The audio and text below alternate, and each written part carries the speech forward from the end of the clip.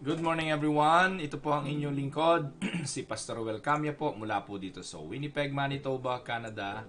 Para po sa ating pag-aaral ng salita ng Diyos ngayong umaga, welcome po sa Tinig ng Pag-asa.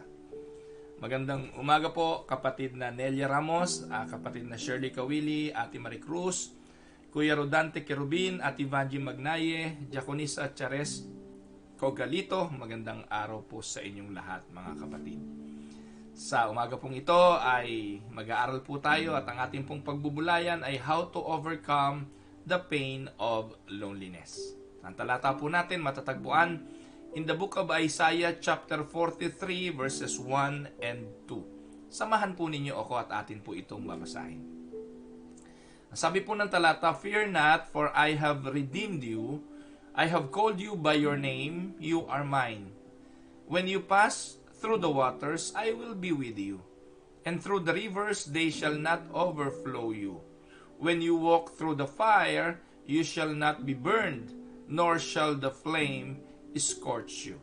Pagpalain naman ng Panginoon ang pagkabasang ito ng kanyang mga banal na salita na sa umagang ito ay ating pagbubulayan. Ang talata pong aking binasa ay isa sa pangako ng Diyos sa mga pinili at tinubos.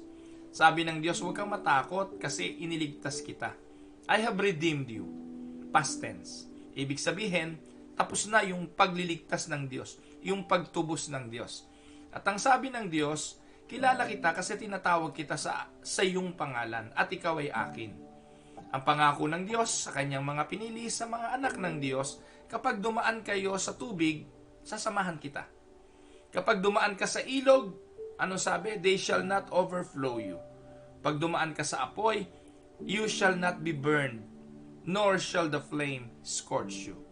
Ito po yung promise of a never-ending presence of God in the lives of the believer. At ito po mga kapatid, kung atin pong pangahawakan, pananampalatayanan, ay enough para po tayo ay patawirin sa mga kalungkutan na dinadanas natin sa buhay. Mga kapatid, if there is one experience na hindi po natin pwedeng takasan, ay ang experience of loneliness. Lahat po ng tao dumadaan dito. Yung bang kalungkutan bunga ng mga malulungkot na karanasan. Halimbawa, na-lay off ka sa trabaho. Sino ba matutuwa nung na-lay off ka sa trabaho? Sino ba yung matutuwa nung yun yung pinagkukuhanan mo ng katugunan sa pangangailangan araw-araw, then all of a sudden, pag pasok mo sa trabaho, sabihin ng supervisor mo, this is your last day. Di ba nakakalungkot nga ho yun? O kaya naman, yung babae o lalaki na kasama mo sa buhay, na noong nagliligawan pa lang kayo, nangako kayo na magsasama kayo sa habang buhay, sa hirap at ginhawa, and then all of a sudden, isang araw sinabi sa'yo na, pagod na ako sa relasyong ito, parang nakakasawa na, pwede ba na maghiwalay na tayo? At yung desisyon na yon will give you a sense of loneliness. You will feel alone and devastated, lalo na kung mahal na mahal mo yung tao. Halimbawa naman ay ng ibang bayan, nag-abroad, sa pangako na maghahanap buhay sa ibang bayan para tugunan yung pangangailangan, and yet, pagdating doon sa ibang bayan, sa sobrang kalungkutan doon, humanap na ng ibang kandungan, ikaw na naiwanan sa Pilipinas, ikay naiwanan nakanganga, sa pag-asa na babalik pa siya, pero hindi na pala. So it will give you a sense of loneliness. Marami pong dahilan kung bakit nalulungkot ang tao. Minsan po ay bunga ng kamatayan ng mahal sa buhay. Alam niyo po mga kapatid, kung pwede lang tayong mamuhay na lahat ng mga mahal natin sa buhay ay hindi mamamatay katulad natin, di ba ang saya?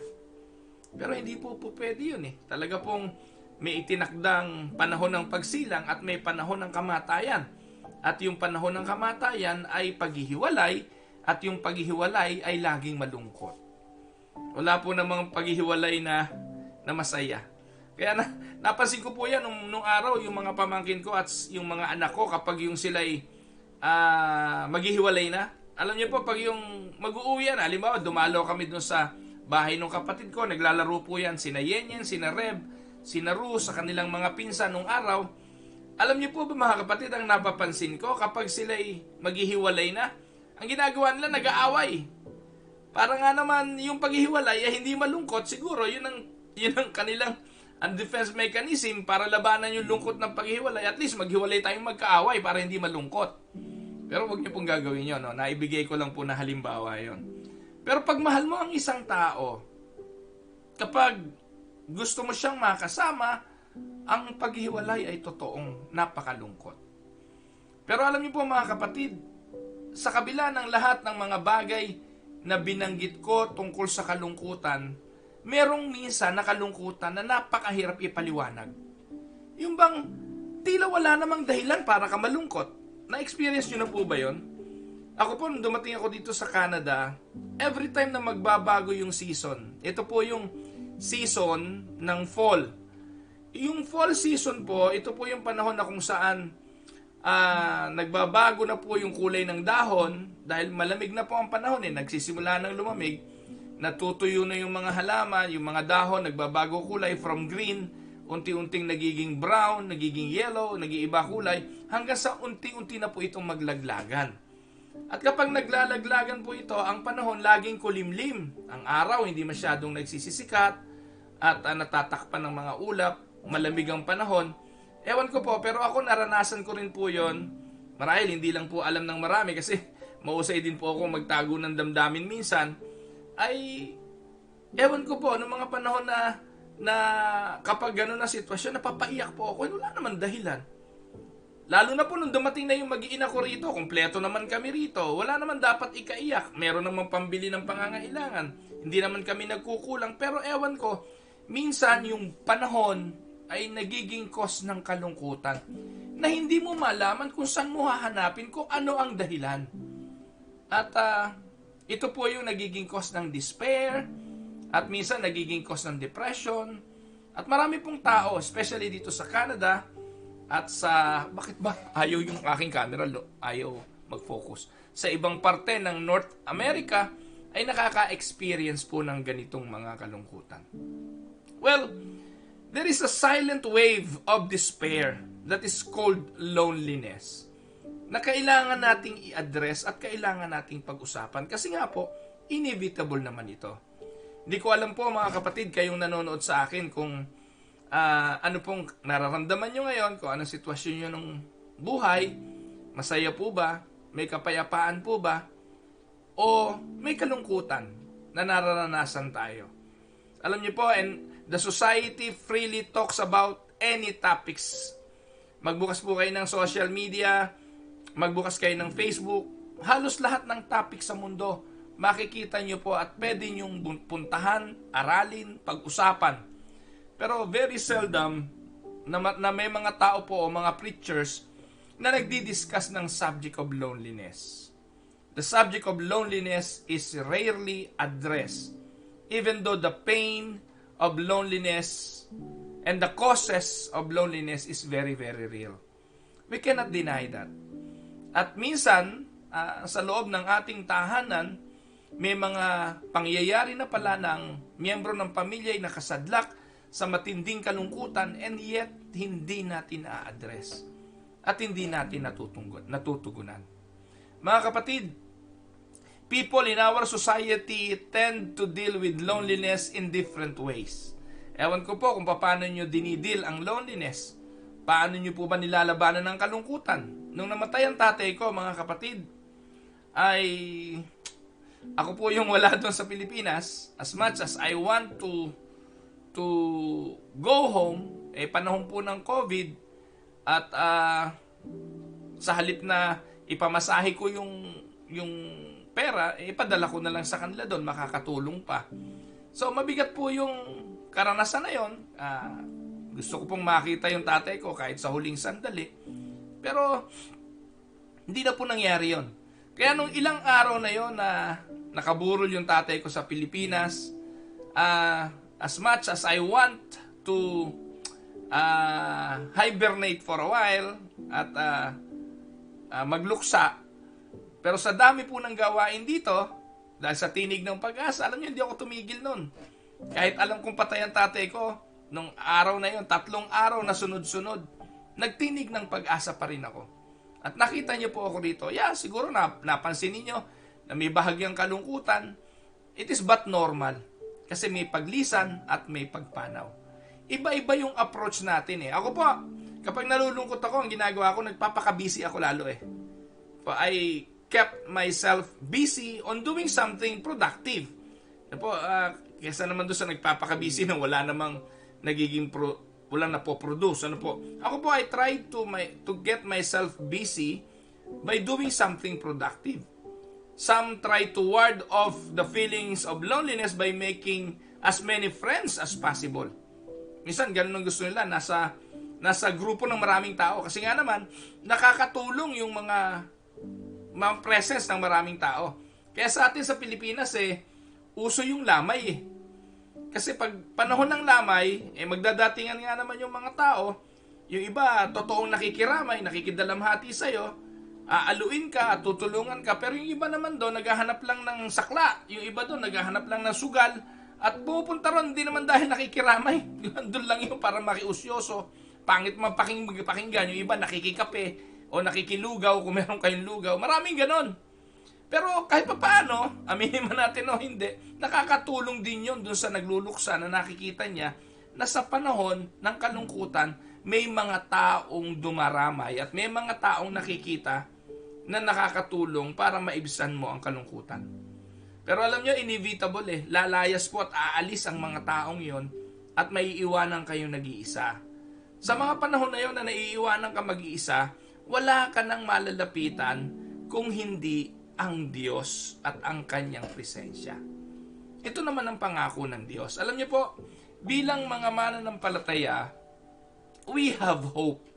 And the scripture tells us very plainly na ang kaaway ay naparito para magnakaw. Ang magnanakaw ay naparito para magnakaw, pumatay at magwasak.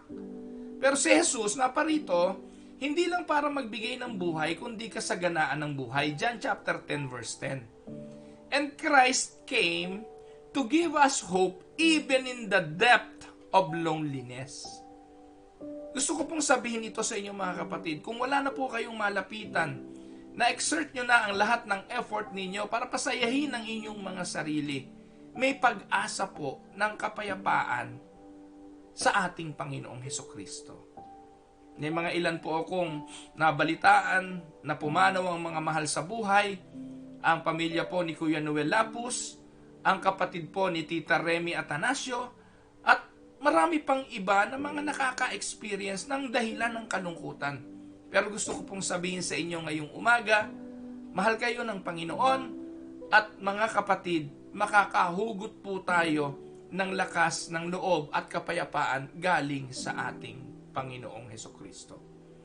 At ang isang example po na pwede nating panghawakan pa ay ang karanasan ni Apostol Pablo. Si Apostol Pablo po ay prisoner, face execution in a Roman jail. Kung ikaw ba nakakulong, kung ikaw ba ay nasa prison all alone, na may tali ng bola ng Romano sa iyong mga paa, at hindi ka makakalabas, at may sentensya ka na kamatayan, taghihintay na lang ng araw ng iyong bitay, anong mararamdaman mo? You probably will feel the feelings of abandonment, the feelings of despair and loneliness. Yet, nabasa po natin sa banal na kasulatan, sa kanyang sulat sa Pilipos, that while he was lonely during this time in prison, he realized that God gave him a way to live with victory despite the loneliness. Anong ginawa niya? He trusted God and praised Him in the midst of his pain. Naalala niyo po ba yun? Karanasan nila ni Pablo at si Silas doon po sa Philippian jail. Ano po ang ginawa nila habang nakakulong sila doon, nakapaka yung pintuan, umawit sila ng himno at papuri sa Diyos. Ano po ang ginawa ng Diyos? Po lumindol, gumuho yung bilangguan, at sila po ay nakalaya doon. So, ang Diyos ay laging may solusyon sa lahat ng mga bagay na ating pinagdadaanan mga kapatid, maging sa ating mga kalungkutan. Again, uulitin ko ang sabi ng Isaiah 43, 1 and 2, Fear not, for I have redeemed you. That is enough to be happy. I have called you by your name. That is also enough to be confident that my God knows my name. And God said, "You are mine." Amen?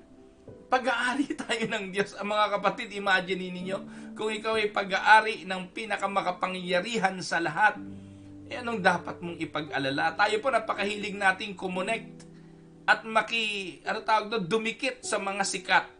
Pag may nakikita tayong artista, makapagpa-picture lang at makadikit doon sa artistang yun, parang langit na Hindi po ba? Yung madikit ka lang sa isang sikat na politiko, kinukuha pa nga natin kumpare sina mayor, sina kapitan del barrio, o kaya ang congressman na hindi naman tayo kilala. Ninong ng anak natin, hindi nga nila, na proxy lang yung ipinadala nung bininyagan yung anak mo. Pero gusto natin yung makakonect sa mga taong sikat. Pero mga kapatid, sabi ng Diyos na makapangyarihan sa lahat, at siya ang pinakasikat na dapat nating makakonekta. Siya mismo nagsabi, "You are mine." Sabihin mo sa sarili ngayon, "I am yours, Lord." No? When you pass through the waters, ang sabi ng Diyos, "I will be with you." Yung pong pahayag na ito ng Panginoon ay pagpapatunay na kung darating ka doon sa pagkakataon na malulunod ka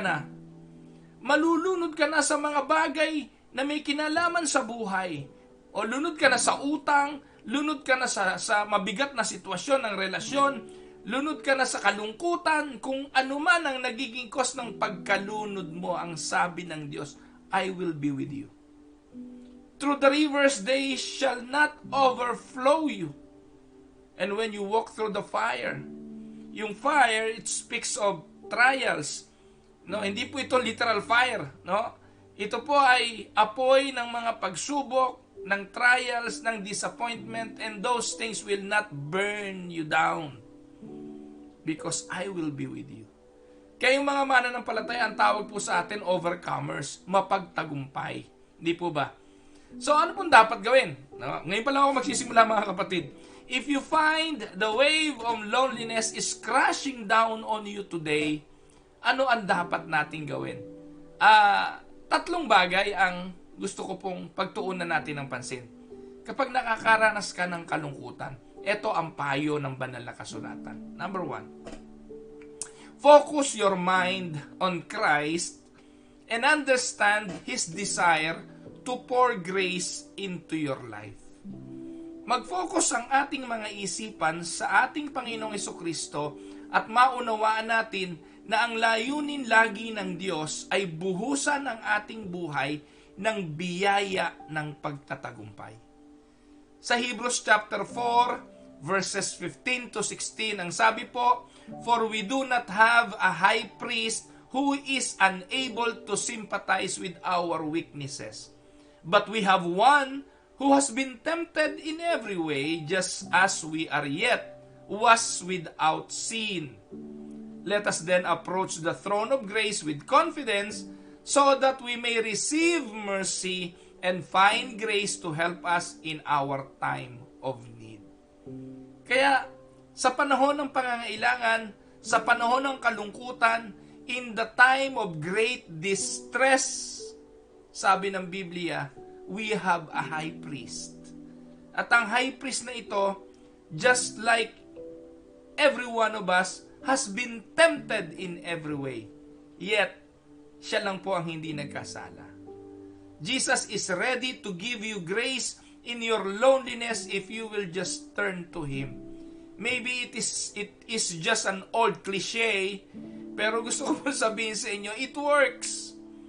Minsan po kung ano-ano yung mga sinusubukan na natin para ma-relieve tayo ng mga suliranin, pero the surefire way to relieve you of whatever you are experiencing badly in life is to turn to Jesus, because He is ready to give you the grace in your loneliness.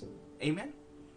So kapatid, kung nasubukan mo na lahat, nagpa-therapy ka na, hindi ka pa rin makapagtulog, no? Hindi ka dalawin ng antok, lagi kang balisa, why don't you try Jesus? Why don't you try communing with Him? Try to read the scripture. Alam niyo mga kapatid, sasabihin ko po ito sa inyo. Pinakamadaling paraan para makatulog, magbasa ka ng Bible. I'll be honest with you. Kasi alam niyo po kung bakit ka aantukin. Kasi ang demonyo, ayaw na ayaw niyan na magbababad ka sa salita ng Diyos. Kung merong ayaw na ayaw si Satanas ay yung magtuon at magbigay ka ng panahon sa pagbabasa ng Biblia. Kaya walang pinakamagandang sleeping pills kundi ang reading of the Bible. Why? Kasi ayaw ni Satanas niyan Nalalalim tayo at mag-aaral tayo ng Biblia. Subukan mo lang. Hindi ko po ito sinasabi para gawing sleeping pills ang Bible. Pero para lang patunayan sa inyo na si Satanas, they hate you the most when you are in reading and meditating the scripture. Subukan niyo po 'yon. Pangalawa, in order to defeat loneliness, strengthen your relationship with the Lord by establishing a daily routine of time with Him. Gusto po ninyong malabanan ang kalungkutan? Tama po na humanap tayo ng mga tao na pwedeng magbigay ng comfort, pero the best comfort na makukuha po natin ay ang comfort po ng salita ng Diyos sa banal na kasulatan. Doon po tayo mag-dwell, doon po tayo magbabad, at strengthen po natin yung relationship natin sa Panginoon sa pamamagitan ng pag-aaral at pagbabasa ng banal na kasulatan. Sabi po ng Psalms 91 verse 1, He who dwells in the shelter of the Most High will rest in the shadow of the Almighty. So I want you to take time each day in reading the Bible and pray on a regular basis. That will strengthen your relationship and eventually will help to counter whatever loneliness you have in life. Marami na po ako nakausap na iniwanan ng asawa, nakipag-break ang boyfriend, iniwanan siyang devastated. So simula nun ang ginawa niya, nagbabad siya sa salita ng Diyos. Kalaunan, na-inlove siya sa salita ng Diyos, na-inlove siya sa Panginoon, na pagtagumpayan niya ang devastation of a broken relationship. Amen? So, any form of loneliness that you have right now, Christ is always the answer to that. Pangatlo at panghuli, learn to rely on God completely. Tandaan po ninyo, sabi ko nga kanina, inevitable ang kalungkutan, di naman natin yan maiiwasan, those are part of life. Meron pong defeat, may pagkatalo, ang negosyo may pagkalugi, lahat ng bagay. May hatid po yan na ligaya at may hatid po yan na saya. May hatid din po yan kalungkutan at lumbay. Lagi po yan, parang baterya lang yan, may positive, negative Pero para mag-function yan properly, kailangan mong isaksak yung isang plug sa positive at yung isa sa negative in order to produce power. Ganon din po sa buhay natin. Hindi po naman pwedeng puro saya lang, puro positive, puro positive, puro positive. Because the negative will help us to strengthen our trust in God. It will also help us to develop a character of maturity. Kaya kailangan din natin ang mga bagay na yan. Importante lang na we know how to handle the negativity of life. May mga toxic na tao, hindi po natin maiiwasan yan. May mga kontrabida sa buhay, hindi po natin maiiwasan yan. May mga pangit na karanasan, hindi po natin maiiwasan yan. At we can consider those things negative, pero tandaan po ninyo, kailangan po yan sa pagpoproduce ng pelikulang ginagawa ng Diyos sa ating mga buhay. Amen? Kasi hindi naman po pwedeng laging puro bida ang nasa harap ng camera.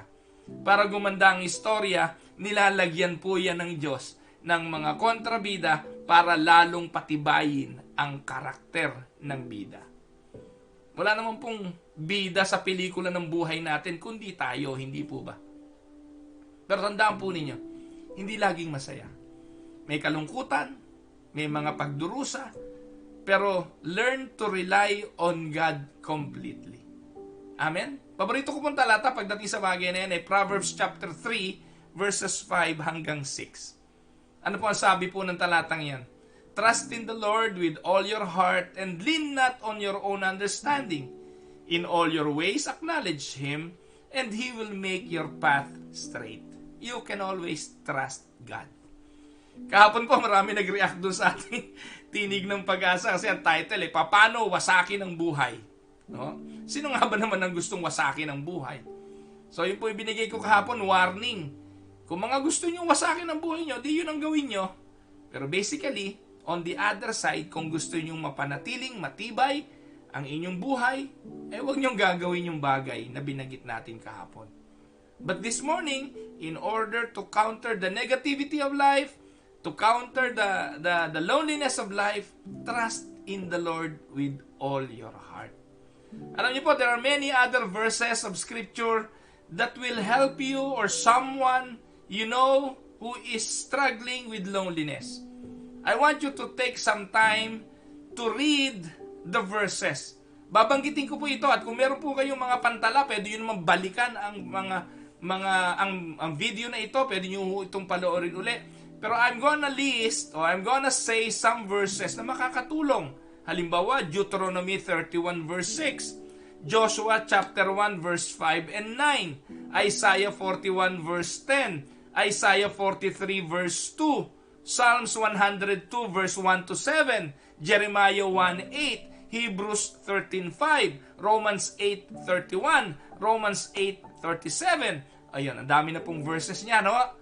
Balikan niyo po yan at basahin niyo pong isa-isa. Pag malungkot ka pa, balikan mo uling lahat at basahin mo pang isa-isa. I know the Lord will encourage you as you pray these verses into your life. And as I conclude, please remember there is someone who experienced loneliness just as you have. And His name is Jesus. In fact, the Lord Jesus experienced the ultimate pain of loneliness. Iniwanan po siya ng lahat.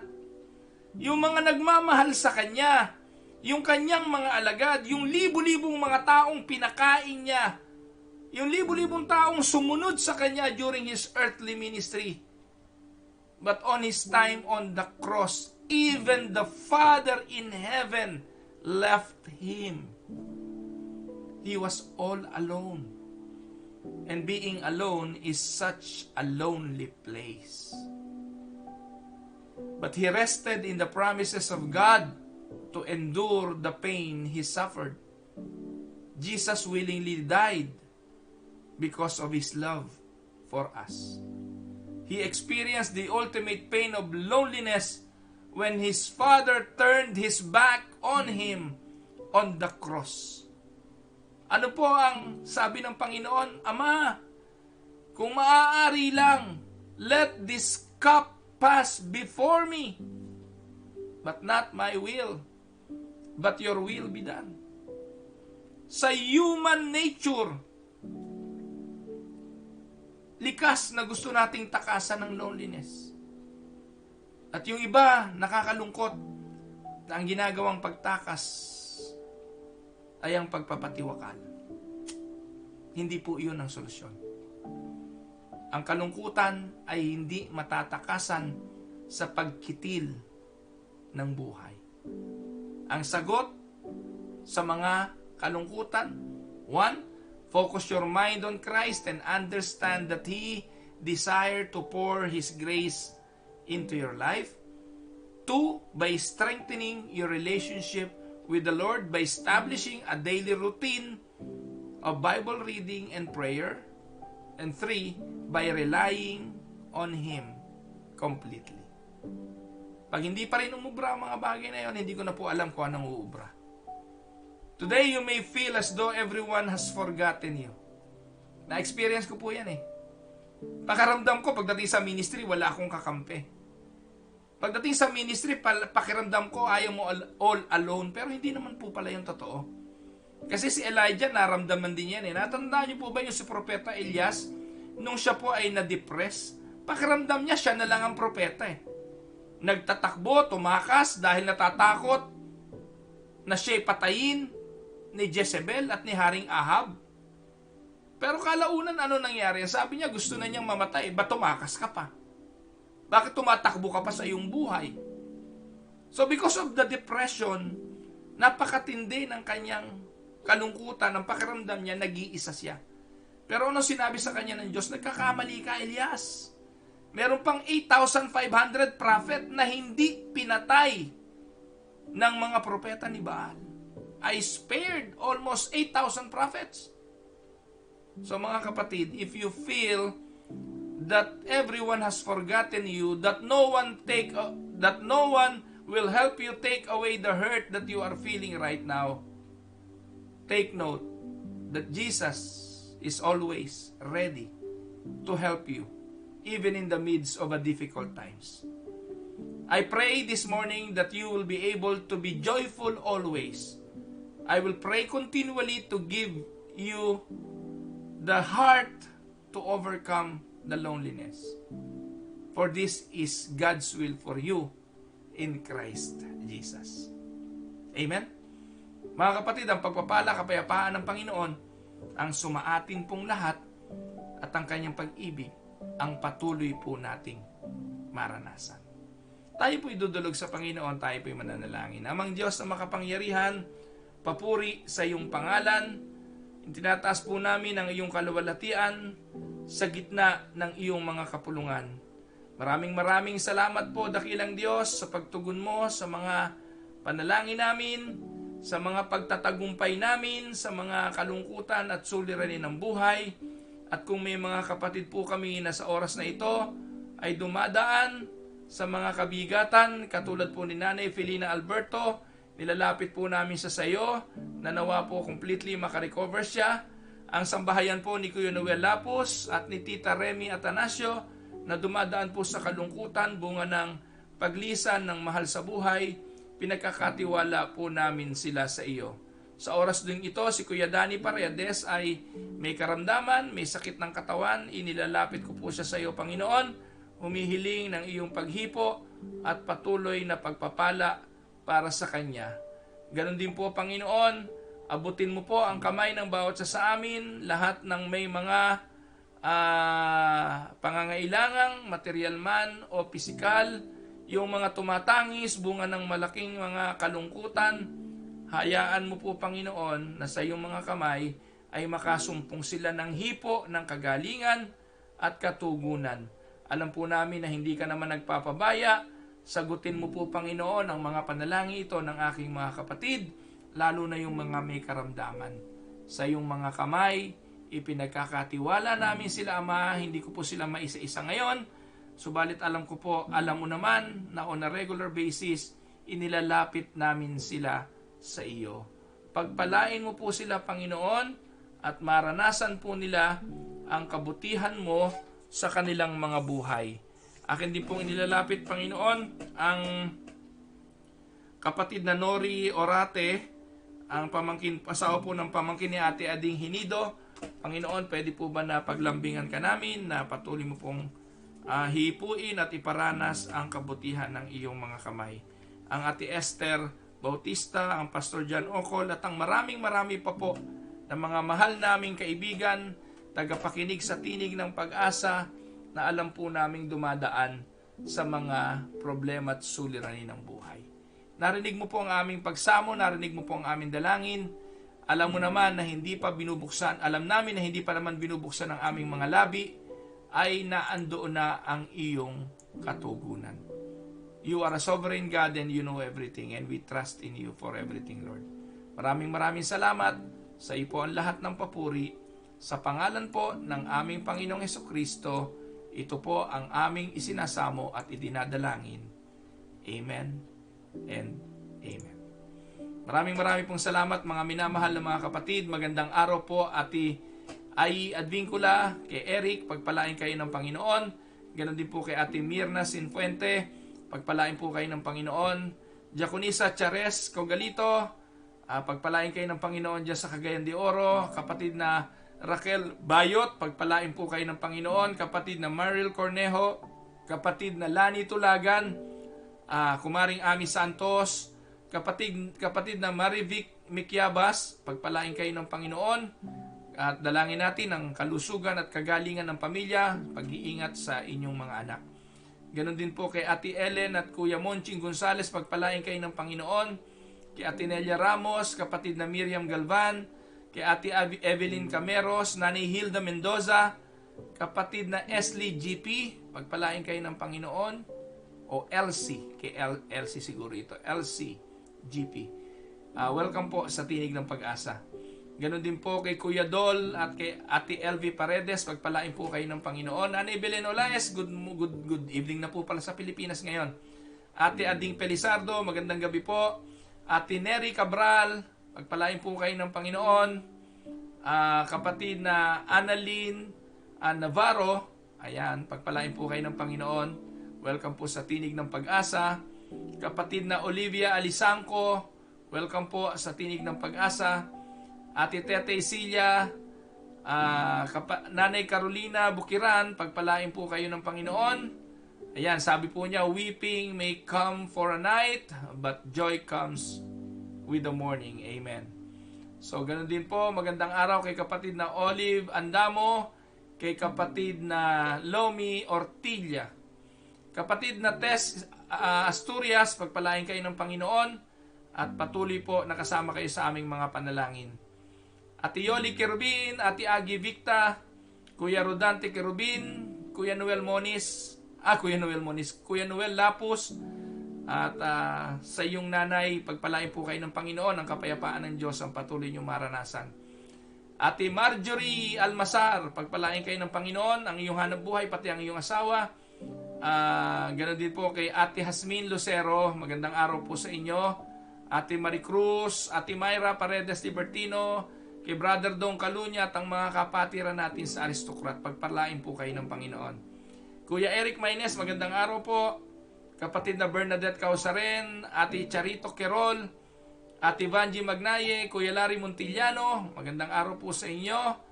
At Ate Cora Dolor, ayan, Kuya Ban Magkawas, at Ate Delia Magkawas. Patuloy pa po pala ho nating ilapit sa Panginoon si Kuya Ban na mag-complete recovery sa kanyang nakaraang surgery. Ganon din po kay Mary V. Frias, kay Ate Tita Castillo, magandang araw po sa inyo. At maraming pong salamat sa inyong mga pagbati. Good morning po sa inyong lahat. Good evening po para sa iba.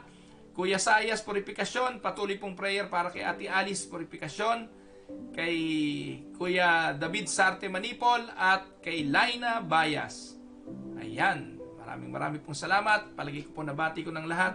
Again, sorry po kung medyo in the rush na naman po ang inyong lingkod. Makikipagkita po kasi ako doon sa pastor noong simbahan po na aming nabili. Ngayon na po niya ibibigay yung susi ng simbahan. Ibibrief niya lang po ako. Ano po, madalang po nangyayari ito. Yung mga buyer po ay yung mga seller, hindi na po nakikipagkita sa buyer. Pero purihin ang Diyos, tong pastor na ito, he make an effort na talagang i-brief ako sa lahat ng mga yung mga kailangan kong malaman doon sa building. So i-brief niya ako ngayon, yung alarm system, hanapin ko pa kung nasan yung water tank, yung tubig, kung saan i-read, pati yung kuryente, kailangan ko pong gawin yun ngayong umaga. Kaya ipagpaumanhin po ninyo at kailangan ko pong lumisan agad. But then again, maraming salamat sa patuloy ninyong pagsubaybay, pagsuporta sa Tinig ng Pag-asa. Gusto ko pong sabihin sa inyo, kaaliwan po kayo ng inyong lingkod. At ang mapaglingkuran kayo sa maliit na paraang alam ko ay hindi po malaking bagay ito na ginagawa ko. Pero alam ko po, sa pamamagitan ng bagay na ito ay may nakikinabang, at kung nakikinabang kayo, share nyo po ito sa iba. Pakalatin po natin, paramihin po natin ang naaadik sa Tinig ng Pag-asa. Para po sa ganung paraan ay patuloy po nating maipahayag ang mga kabutihan ng Diyos sa bawat isa sa atin. Ayan, so kapatid na Dondon Esguera, magandang umaga sa iyo at nawa ay patuloy kayong pagpalain ng Panginoon sa inyong mga pamumuhay. Ayan, pamilya ni Angelica at ni Dondon, sana ay patuloy kayong magtiwala na sa ating Diyos ay laging may pag-asa. Ayan, glory to God. Diakonisa Chares, kumusta ang pagawain? I hope everything is okay sa Cagayan de Oro. At sa kalooban ng Diyos, pag nakauwi ako, may awa Diyos, gusto ko ring makapasyal sa Cagayan de Oro. No? At nakikigalak ako sa mga pagpapatuloy ninyo at sa inyong patuloy na paglilingkod. Again, maraming pong salamat. Sa Diyos po ang papuri, ang karangalan ay sa Kanya lamang. Ito po ang inyong lingkod, si Pastor Roel Camia, para po sa Tinig ng Pag-asa. God bless everyone.